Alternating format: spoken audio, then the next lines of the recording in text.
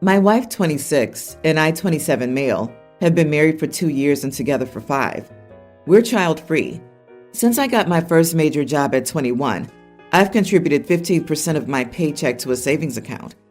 I wanted to save up enough money to get a really nice functional prosthetic leg for my sister, who's an amputee and lost her leg when she was 16.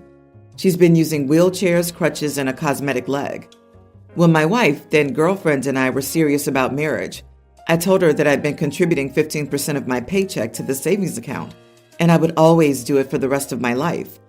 My girlfriend told me she had no issues with it, and I was pleased about it. I proposed shortly after, and we then got married. By last year, I had saved up enough money to buy the leg and a microprocessor knee and money for the physical therapy appointments. Basically, I didn't want my sister to spend a dime. I let my sister know, and she felt extremely guilty about me spending this much money, but I insisted on it. And to say that money was spent well is an understatement. My sister is now very comfortable walking, biking, and dancing. She goes on hikes, and it just makes me very happy. She's thanked me countless times over the past few months, and even cried many times. It's the least I could do. I've always felt guilty that my sister lost her leg and not me. My wife, however, has issue with me contributing to the savings account even after buying my sister the prosthetic leg. I reminded my wife multiple times that I would contribute to this account forever, as long as I'm getting a paycheck. The parts might need replacement every few years, or even the entire prosthetic knee. My contributing to the savings account isn't affecting the quality of our life. Last night, my wife again brought up the contribution to this savings account and said that my sister was taking me for granted. When my wife said that, I lost my cool and called her extremely selfish and pathetic. And then I went and slept on the couch to cool myself down. I've never called my wife selfish, and I felt guilty about it this morning. When I woke my wife up this morning, after seeing me, she started crying and apologized for what she said the previous night. I too apologized for calling her selfish. Was I the idiot for calling my wife selfish? Edit. My sister works as a school teacher, and yes, she has an independent life, but the teacher pay here is not great at all. And I'm fortunate to be earning enough to put away a percentage of my paycheck without affecting the quality of our life. Yes, family is important. I've paid for my sister's 2 divorces and her custody battle, so I get it. But do you and your wife own a house or cars, take vacations, etc.? Are you also saving for a family and a future for you and your wife? If you're only saving for your sister and not for your future as a couple, then you are the idiot. And why do you feel so guilty about your sister's amputation? It sounds like you feel responsible. I totally agree. The wife might be feeling left out or worried about finances, but calling her selfish probably wasn't the best move. I feel like we're missing way too much information to give a proper vote. Plus, he said that his sister's a school teacher and lives independently. Helping her out is one thing, but 15% of his entire life makes me wonder if he's responsible in some way. He did comment that he's always felt guilty she lost her leg and not him.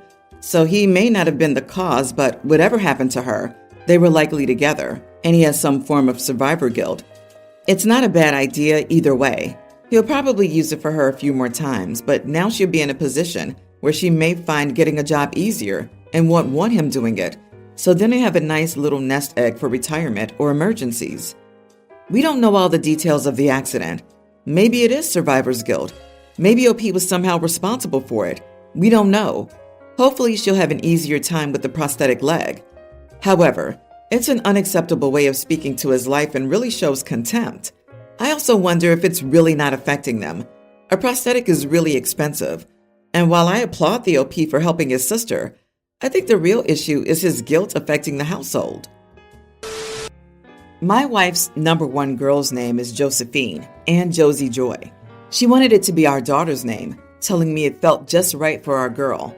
The name Josephine has a not-so-great history in my family. My bio parents fostered kids and adopted some. My siblings, the kids who were adopted, all had their own past. Still, I have a sister who now has a different name, who was Josephine at the time of her birth. It was her name until she was 6, when the name was changed before my parents legally adopted her. It was a very complicated process for my sister's name to be changed. There was a childhood psychologist, a trauma therapist, and a psychiatrist involved in stating that it was in her best interest for the name to be changed because of the trauma she had surrounding her name. For context, she was 5 when she was removed from her birth family and has memories of them using her name. They also called her Josie. My sister still has some trouble with the name, but she only hears it occasionally. She never tells people to use another name, but our family knows that it can trigger some memories for her and unpleasant feelings, putting it mildly. She's still in therapy, but this isn't something that's hugely controlling her life. However, there's a difference between hearing it occasionally and hearing it all the time because someone in the family has that name. My wife knows it was my sister's name, but not everything about the trauma surrounding it. She knows it was bad enough for professionals to get involved to help her get the name formally changed, but she doesn't know the details I know about why. I won't share it all here because that's my sister's story, not mine. So I told my wife that I was vetoing Josephine and Josie Joy. I told her it wasn't a name I could live with, knowing it would remind my sister of her trauma. I also had a very negative association because of my sister's past with it. My wife was disappointed and asked if we could talk to my sister about it first. I told her my sister would give us her blessing so she wouldn't burden us, but I'd feel horrifically guilty. She said okay, and we have a short list of other names now, but she had talked about the name enough that her family was calling our daughter Josephine already. When my wife said Josephine wasn't the name, they asked why. She told them a name should be agreed on by both, and we weren't on the same page, so we'd choose one we both loved equally. My wife's parents took me aside and asked me why I would deny my wife this name when it means so much to her. They said we could have worked on a middle name I loved. I told them the name had a bad history for me, and I couldn't get past it. They told me I was being selfish. When I talked to my wife about it, she told me she wished I could have done more to try to make it work, but she talked to her parents and told them to back off. Am I the idiot? Not the idiot. Her family doesn't get to share their opinions on this. It sounds like your wife was somewhat understanding until her family stirred it up. Do they all lack empathy? Do they truly not understand how damaging this would be for your sister? It's time to be a bit of a hard idiot about this. Children's names are a 2-yes situation. It would be incredibly cruel to subject your sister to that. You know this. I'm sure there are other names your wife likes. Tell her parents to stay the heck out of it. Also, being selfish? How about insisting on forcing a name on you that upsets you? That's being selfish. And no, your wife is wrong. You shouldn't have done more to try to make it work. There is no way to make that name work in such a situation. There are thousands of names that aren't directly the source of your sister's trauma, and only one with an associated nickname that is. The make it work is to find another name. I'd cut them some slack. They're wrong, but I'm strongly assuming that if OP doesn't even tell us, anonymous strangers, the traumatic background of said name, he didn't tell his in-laws either. If this has been their daughter's dream name for decades, it's not unreasonable to ask why she suddenly changed her previous vocal opinion on her first daughter's name. The wife telling them that she is in fact okay with it for actual reasons is the correct approach to handle this. My sister's been married for 5 years. She has a nearly adult son and a stepson the same age in her home. The boys have known each other since kindergarten, but they've never gotten along. I remember my sister telling the rest of the family that she was called in and asked if she'd object to her son, any other child, being buddied for a few weeks so they could work out their issues. Sister said that was fine. They tried for 7 weeks or something like that. They were seat pals, each other's helpers, and were given small jobs to do together to build a better dynamic, and it failed. The whole time they were next to each other, it was a nightmare in the class. This dynamic did not let up. The two of them do not like each other. I personally do believe they truly hate each other.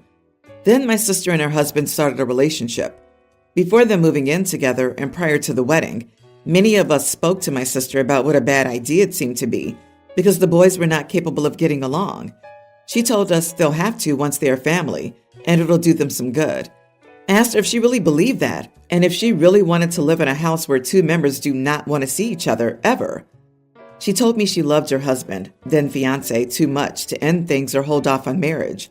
She also told me she was going to convince her son to give her stepson a chance to be a friend. If nothing else, the kids clash in personality, but they have some shared interest, so they can work it out. She didn't like when our dad took her aside before the wedding and warned her it would end badly because of the boys. My sister and her husband have a son together now. He's also caught in the middle of both his half-brothers hating each other. We all became witness to the fact that these two do not want to be near each other. We've witnessed fights, glares, all kinds of things. My sister's stepson lost his crap on our great aunt for calling them brothers. There was an incident a couple of weeks ago. My nephew lost a friend. The friend had been sick for a while and sadly passed away just before his birthday. My sister and her husband wanted all four of them to attend the funeral, with their son together going to our parents. Her stepson didn't want to go, said he didn't want to support my nephew, and he didn't care.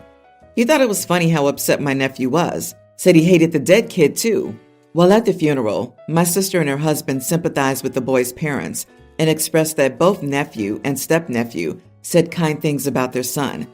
They told my sister and her husband there was no way stepnephew would say kind things about their son and that he shouldn't have been there. My sister said it was humiliating to realize other people are so aware of the bad blood. She then said we never warned her, and I corrected her and said we did, and she didn't listen. She told me we didn't try hard enough, and how dare I say we did enough? Am I the idiot? Not the idiot. Here's the thing. Your sister knows she's in the wrong, but she'd rather blame other people for her selfish choices.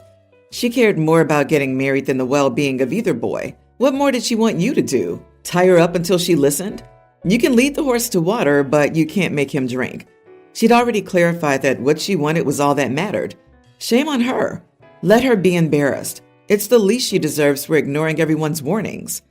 OP, the stepson's reaction to your nephew's friend dying seems a bit too intense for a simple personality clash. That's what made me wonder. Your sister will probably be shocked in a couple of years when both kids go no contact. Stepson's reaction may just be the edgy teen behavior to hurt the hated stepbrother, or he truly is a monumental idiot. Sister's the classic, I love my boyfriend/girlfriend so much, so I won't care about my child, but just rush it instead of just staying as girlfriend and boyfriend until the time is right. What? It has consequences? But my love for my partner would surely magically solve things. She did this to herself. I, 37 female, have 3 kiddos, a female tween, a male pre-tween, and a female kindergartner. They've been ranting about wanting to go to Great Wolf Lodge for about a year now. There's a new one a couple of hours away from us in Maryland, but we just can't afford it. They know this, and we've told them many times, but they still ask to go. My mother offered to take them, which I declined because I didn't want to feel indebted to her. On Sunday, Hubs and I decided to take the family on a little trip to a mini golf place. We kept it a surprise for the kids, but when we told them we were going somewhere fun, they immediately thought it was Great Wolf Lodge. Hubs and I decided to pull a silly little prank on them. When we were driving there, we made it seem like we were going to GWL, and the kids got all excited. Then we pulled into the parking lot just to pull back out, and they were disappointed when we did. They were crabby the rest of the ride, and while the tween had fun at mini golf, the other 2 didn't want to be there and barely participated. They're all mad at me now, but I don't think it was wrong, since it didn't harm anyone. My mother's harping at me too about it. Am I the idiot for pulling a harmless prank on them? What was the joke? Explain to me how it's funny. Let's look at the joke here. You deliberately played into getting your kids' hopes up, knowing you were setting them up to be crushed. Then the punchline here is they believed you, and they shouldn't have? Now you and Hubs get to have a good laugh about how silly it was for your children to trust you and get to look at the heightened disappointment on their faces? A harmless prank should always have the person who was the target of it laughing with you at the end. If you're just laughing at them, that's not a harmless prank. It's basically bullying. You see, the kids thought that they were going to one place, and then they went to another, and it made the kids sad. And making kids sad is funny in OP's eyes? Why aren't you laughing at the sad kids? Yeah, you are the idiot. By the way, my mother-in-law took my boys to Great Wolf Lodge, and they loved it. I don't feel indebted to her at all. I'm grateful that she wanted to treat them. The year is 2047. OP is sitting on a couch in a small, dingy room. She looks around the dark corners of what is now her home. She's a single divorcee. All her friends have moved on, busy with their own lives. Her husband died years ago. Her kids all live out of state and are busy with college and their spouses. She has grandkids but has never met them. It's raining. OP gets up and grabs a Lunchable from her old refrigerator. She peels back the plastic and makes herself a little ham sandwich. Why does everyone hate me? She asks out loud. Guess we'll never know. Lady, It will be hilarious when they pull a fun prank on you when you're older and pull in at the good rest home before dropping you and your luggage off at the sketchy one being investigated. OP, you and your husband are mean. We met a few years back, and I felt nothing but love from this man. We got married at the beginning of this year, and I don't know. Something shifted. We both work 9 to 5. We both can cook, and I expected more equal division of chores, etc. We've lived together for 4 years, and nothing was wrong. I'm a bit more pedantic and organized and gladly took more of the chores because I always want the apartment clean, and I wouldn't expect him to share my pedantry. When we got married, we moved to a much larger apartment, but now he expects me to do 100% of everything. I've told him that I wasn't happy with this multiple times, but he either promises to do more or just tells me that I was the one who changed after marriage. Today, he was very irritated that I brought up this topic again, and he told me to stop nagging him and to do my job and obey him. And would you have done the same if you had married a Middle Eastern man? He's white. I was confused, but apparently, if I had married a Middle Eastern guy, I would have done all these things without complaining, but I'm only doing it now because he's not. First, he's wrong. I am not traditional. And even if I were married to a Middle Eastern man, I would have chosen someone who had my beliefs. There are plenty of Middle Eastern modern men out there, especially those living in Europe and second generation like me. Almost all the people I know are like me because we choose people like us. And second, he's not Middle Eastern. I got very upset and asked him if this is why he married me. He sure changed after marriage. He called me ridiculous. I called him an idiot. He said it was unfair that I called him that. Not the idiot. He must not have known any Arab women then. He has some racist caricature in his mind. All the Arab women I know generally have pretty strong personalities. They won't take nonsense from anyone. Screw him. If you don't have any kids, leave. He's looking for a piece of property to abuse. You deserve better.